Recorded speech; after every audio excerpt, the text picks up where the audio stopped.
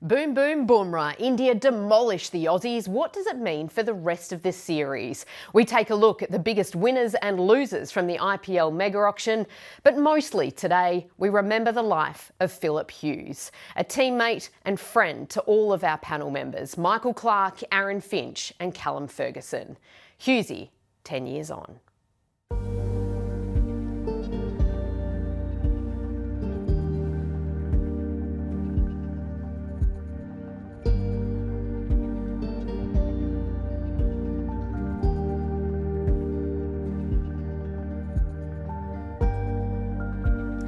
Test number 408, forever 63 not out. But he was more than the numbers, more than the game. Phillip Hughes was an incredibly special human being, and he was a dear friend to all of our panel members here today. Michael Clarke, former Australian captain, joins us right off the top. Aaron Finch and Callum Ferguson, who was there that day at the SCG. Gents, thank you all for giving your time on what is a really special day for all of you. I want to start by saying I love you all and I appreciate you all. Pup, you always have the candles behind you. How do you remember your great mate 10 years on? Yeah, thanks for having me, guys. Tough time of the year, to be honest. Always a tough day. Always a tough week. Turns 36 on the 30th as well. So the next few days are tough every year. And yeah, I can't believe it's been 10 years. I'm sure the boys feel exactly the same, as I know you do, Nez. But look, I think those photos probably sum up Phillip Hughes to me. An amazing cricketer, an even better person. That smile was infectious. His personality was infectious. He hated being on his own, which meant blokes like us three got stuck with him regularly on tour and when we played cricket together. But I try and celebrate this time every year. I know it's hard and there's generally a few tears, but it's about celebrating, I reckon, how lucky we are to have spent as much time as we did with such a great young man. And you spent time with him early, didn't you, Finchy, at the centre of excellence. Is it true that he took the big room? He did take the big room. He was someone who was always quite confident. And I turned up about 10 minutes after Hughesy had already been in there. Luke Ronke was the other roommate. And he was not coming for another day, so he got stuck with the small one. And the youngster just walked in and said, "The big one's mine." So, yeah, that was him. He wasn't short of confidence. And I guess, like Pup said, it's a really difficult time of the year, but also a time to celebrate a beautiful life. And the first thing that comes to my mind when I think about him is how much he loved his family, how close he was with his family. It didn't matter what time of the day or night, wherever you were in the world, he would always be calling his mum and dad or his brother or sister and just getting updates on cows or just talking to them for, could be an hour, could be 5 minutes. Didn't matter who was around, that everyone would be involved in the conversation. So yeah, just a beautiful person that, can't believe it's been 10 years. That farming mentality as well, when you speak of the family and the cows, it helped him in his cricketing life, didn't it? Because he was laid back, but he had a fierce determination. Yeah, he did. Just to follow up on Finch's point about the family and how it was always the first question he asked you. If you hadn't seen him for a week or two, he always asked, "How's your family?" It was just such he really made a point of that, which was fantastic. But you're right about the farmer's mentality. His ability to be joking around with his mates and having a great time, let's go for another coffee, and then to switch into business mode really quickly or cricket mode. It had happened on a dime. You know, 1 minute you're having a chat about where you're heading for a beer after the game tonight, into the next heifer that he's about to purchase and how it's going to win the next Macclesfield Award. It was quite incredible how he had that ability to just chop and change and switch mentality really quickly. Pup, fair to say he was pretty enamoured with you right from the get-go. I believe he even just wanted the same hairdo as you. One of the mistakes he made. He made plenty, don't worry about that.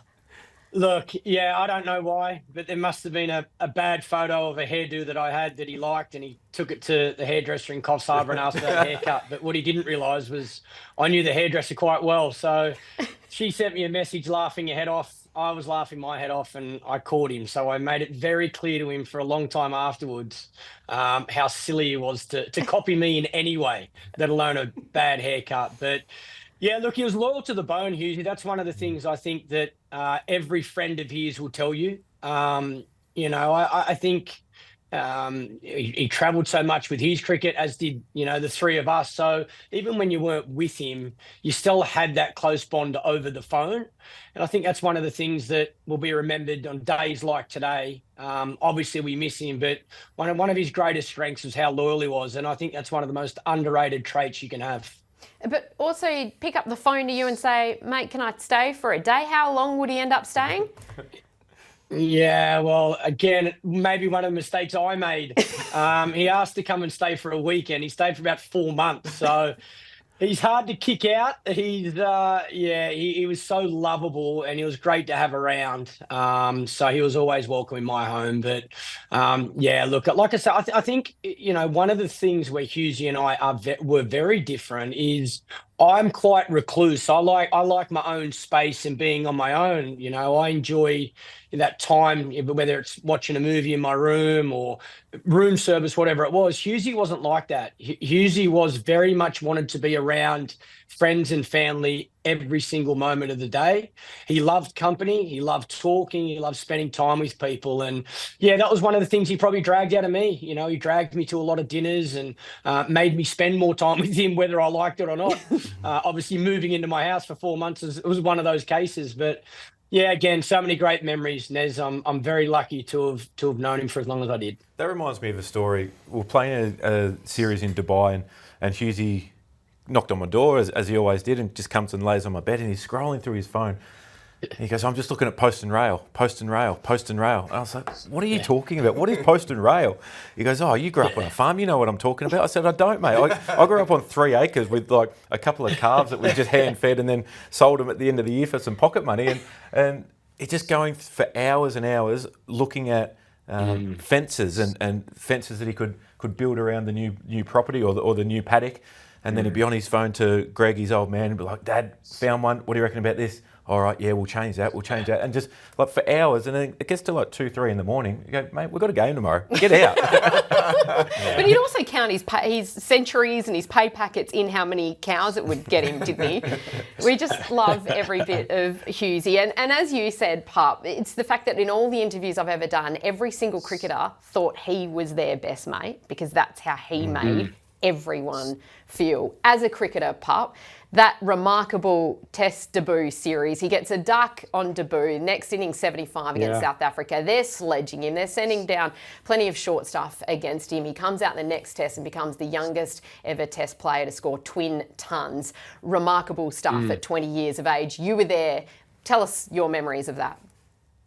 Yeah, phenomenal. Look, there was no doubt there was a lot of talk about how Hughesy played the short ball and he had a prelim movement where his back foot went back towards leg stump. So people thought that was a weakness. Mightn't have looked perfect when it comes to technique, but tell me someone's, apart from Sachin Tendulkar's, tell me someone's technique that is perfect.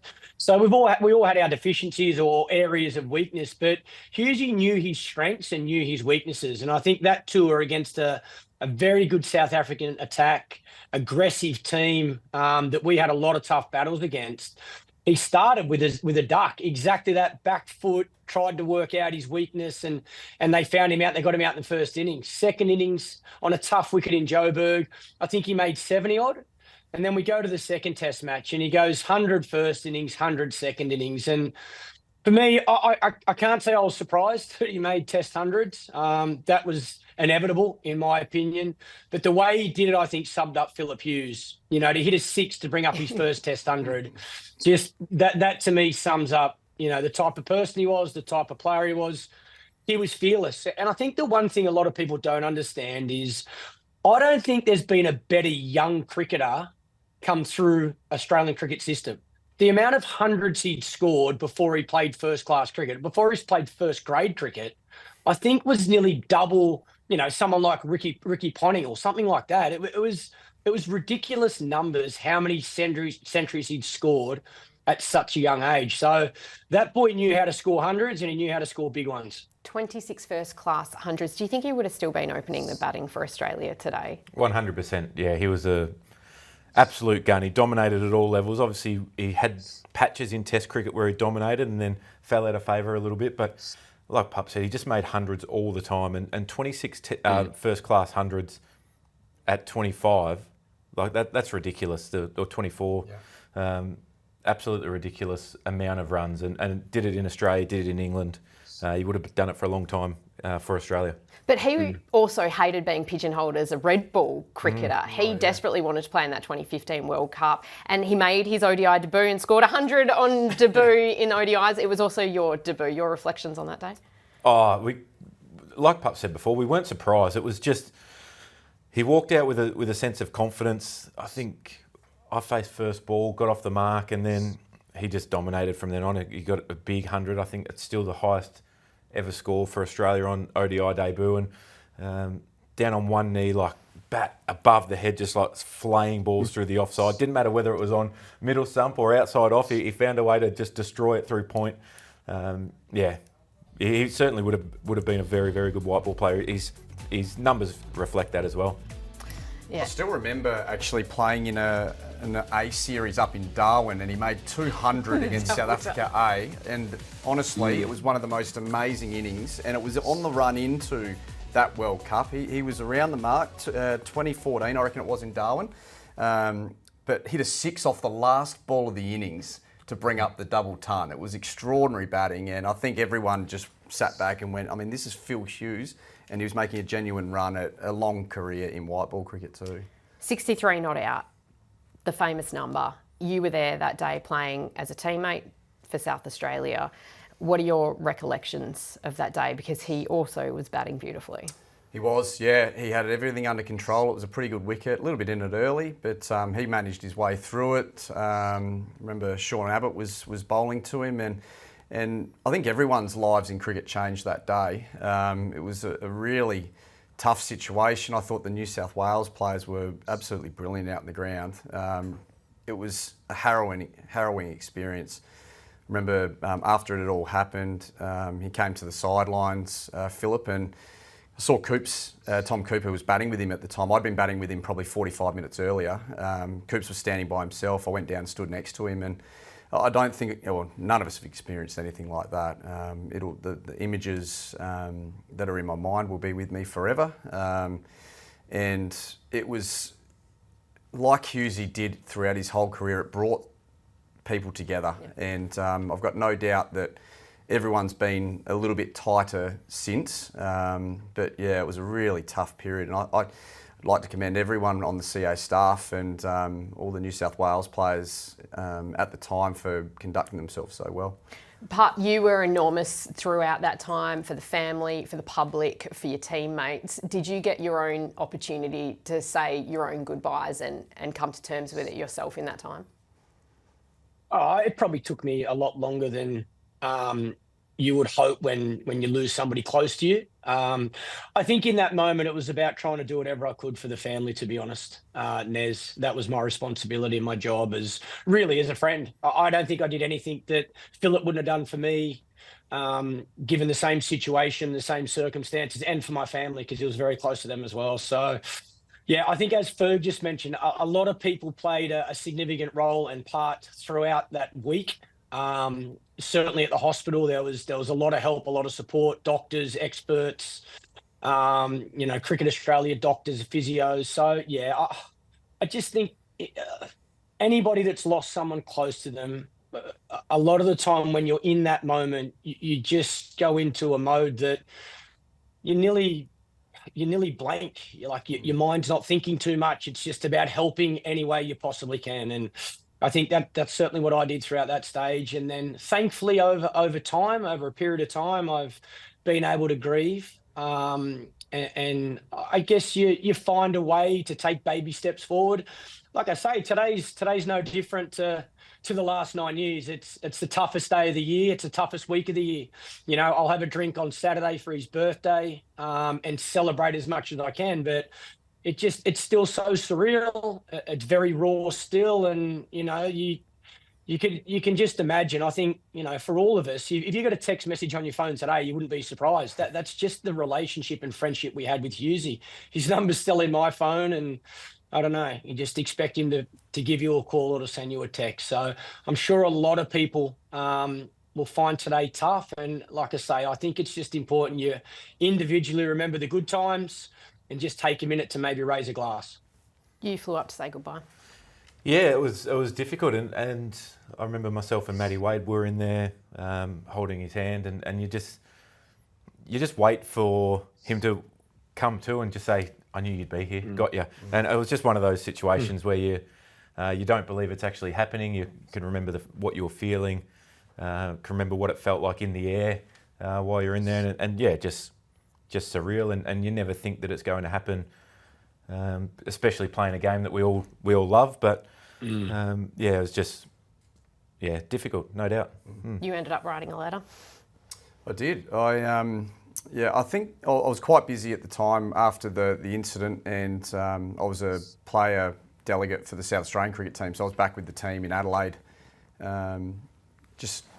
basically arranging meetings to just make sure everyone's okay and try and work out whether, when we were going to be ready to play, that sort of thing. And I'm not sure I really processed it that well in the aftermath. As Pup just said, it probably took me a lot longer than you'd sort of hope.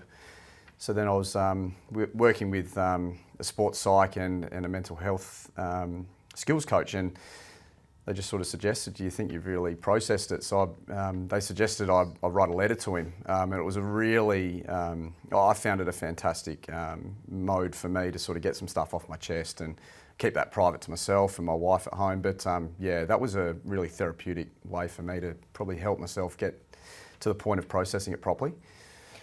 I appreciate you all. Thank you for sharing. I know the public will really appreciate it because they also lost someone they deeply admired, and because Hughesy's personality transcended cricket, I think a lot of people felt really touched by it, and we saw that at the time.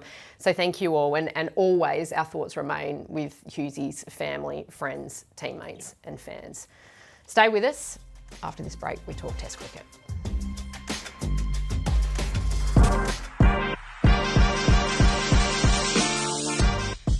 Well, Pup, you told us last week that your biggest concern for the Aussies would be how they respond if they lost this first test, and boy, oh boy, did they lose it. What are the biggest concerns for you in this space and heading into the rest of the series? Wow.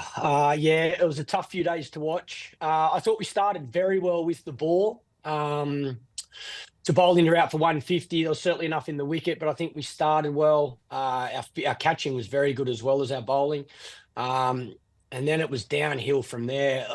To be honest, I think you've got to pay respect to India. I think Bumrah's captaincy was outstanding. I think he set the tone by winning the toss and batting in tough conditions. I honestly thought both captains, after seeing that wicket just before the toss, I thought both captains would bowl. So courageous decision, the right decision as well with the forecast that was given for the next 3 or 4 days. And then to be able to bounce back after being bowled out for 150, I thought their execution with the ball was spot on, led by Bumrah. He was extraordinary. Full straight, attack the stumps, exactly how you have to bowl in Australia, especially if there's enough there. So our top order, I think, is something that they need to be speaking about. Our top 4 batters, which are our most significant batters and our most experienced. You look at Khawaja, nearly 38. Labuschagne, who's been #1 batter in the world for a period of time through his career. Steve Smith, who's been our best test batsman for a long time. Those 3 particularly, and then a young McSweeney. I think they have to have a look at their numbers over the past 12 months, particularly as a batting group. And we need them to fire in this second test match. I'm hoping the selectors pick the same 11. I know there's a lot of talk about Marnus being dropped, but I hope they give him another crack. I still think he's our best option. I think he's a very good player who's out of form, but I think he can turn that around if he gets his preparation right and looks after his mind, probably even gets away from the game for a couple of days in the lead up to this second test. But yeah, my main concern for Australia would be just making sure these top 4 get together, spend some time together, work out a plan. To all these Indian bowlers, you need to have a plan. Even a bad plan, better than no plan. And then we got the skill. These players are good enough, walk out there and back themselves and go and win a game for Australia. We just saw the averages there in this World Test Championship cycle. No Aussie has averaged over 45. Mitch Marsh is the only Aussie to average over 40. And no one has scored multiple tons. Could Jasprit Bumrah end some careers this summer? Well, it's a fair question. I think there's definitely some scars there from Jasprit Bumrah, whether it's been in India or Australia. His record is ridiculous. I mean, he's got 40 wickets at 18, economy of under 2.5. I mean, he's somebody who attacks the stumps, like Pup said. He challenges both edges of the bat. He's got an outswinger as well. He set up McSweeney beautifully in the first innings with going away and then attacking the stumps. He just sets the tone. He doesn't give you any looseness. He doesn't give you a chance to get on top of him or get a real rhythm. So it's a concern. Marnus Labuschagne, Pup thinks that he's maybe too much in his own head, which we know is a concern for Marnus because he can overthink things. What do you think? Yeah, look, that's my gut feel as well. I think he's certainly someone that could do with... Because I like seeing the jovial Marnus, the guy that's got a lot of energy, he's got a smile on his face out there on the park. He probably doesn't have that level of enthusiasm in the field at the moment, which tells me he's probably thinking about his batting a little bit too much while he's out in the field, which is probably happening off the field. So I'd like to see him just take a breath. Like Pup said, even a day or two away from picking up the bat, which is not him, but we know that. But sometimes you do need a breather just to reset. And I think that would do him a world of good. You can understand, I mean, there's a lot of criticism about the way that he played in the first innings. There was 92% of the balls he left or defended. There was no trying to put pressure back on the Indian attack. And I think I can understand the way that he's going about it. He wants to spend time in the middle to try and find some rhythm and hopefully something clicks.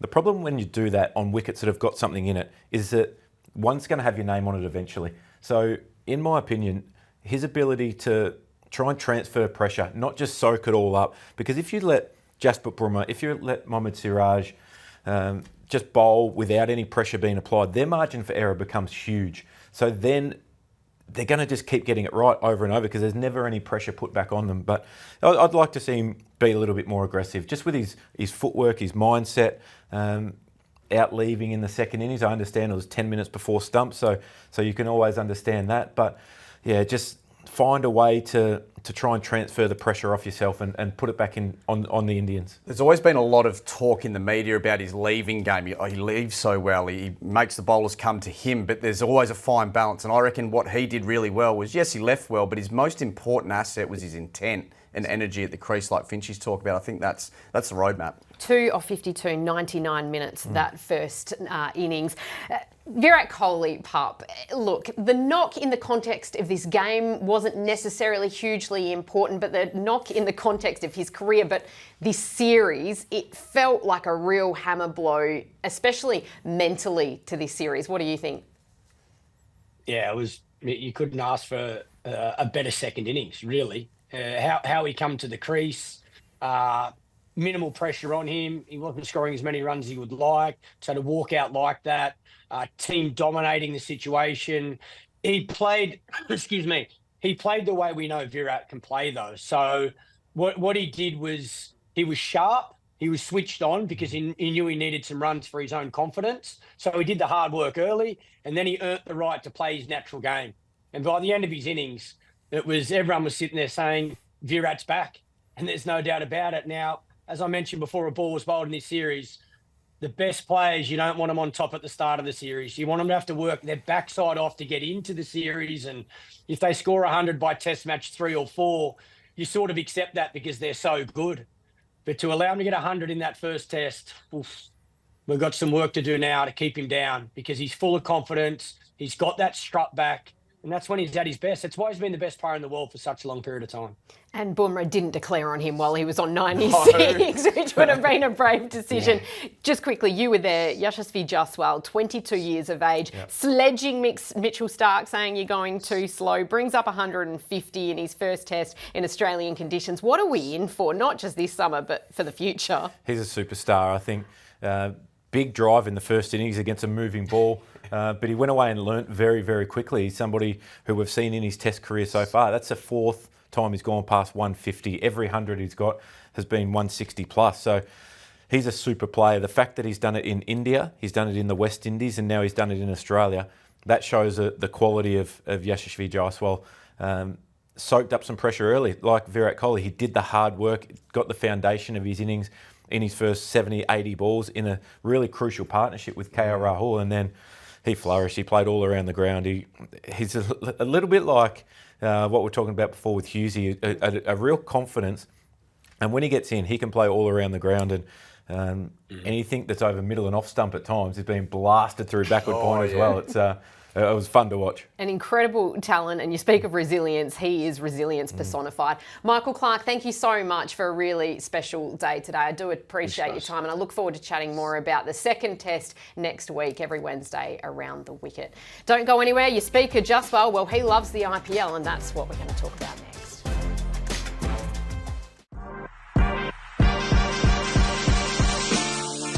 The IPL mega auction has been run and won. In the end, there will be 15 Aussies taking part in next year's IPL. Pat Cummins, Travis Head were already there at the Sunrisers. Plenty of names up there, plenty of big winners as well. David Warner went unsold, which was quite big news given his legacy in the IPL, but you know he's on the end of his career. My question to you, Ferg, biggest surprise of the auction?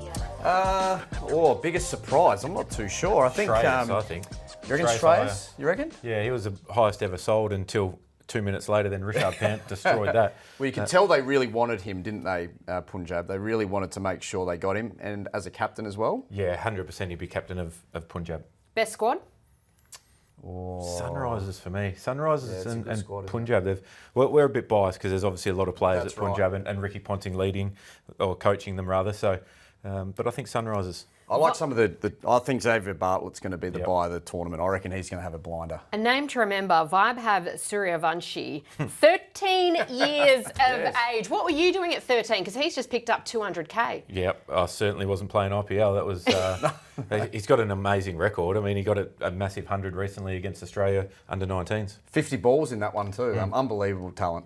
Unbelievable story as well. Don't go anywhere. We're going to wrap things up after this short break.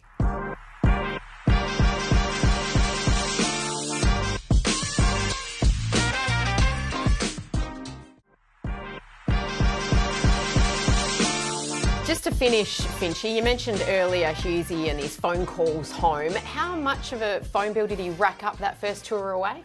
25 grand. He didn't know what international roaming was, used his phone as normal, had to do a few appearances for Vodafone to pay it off. We loved you, Hughesy, and we still do. Thanks for tuning in. We'll see you next Wednesday.